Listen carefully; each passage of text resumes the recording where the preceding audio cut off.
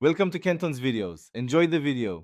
You start by confirming prerequisites and granting permissions, because the system needs access to microphone and speech APIs. Open Xcode, enable the Siri capability for your app ID, and add the speech framework to the target.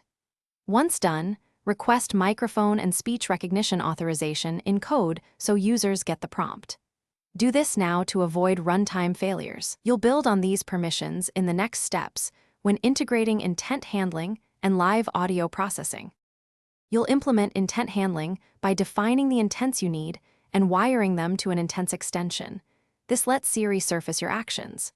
Create intent definitions and implement resolve/handle methods so parameters map to app behavior.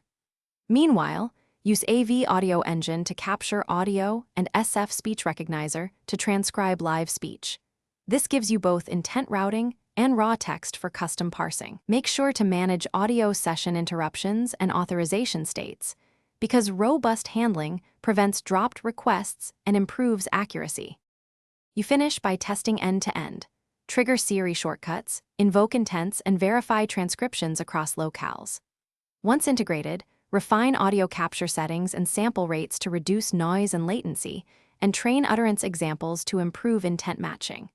If things go wrong, first confirm permissions and intent entitlement, then collect logs and a short audio sample to reproduce the issue.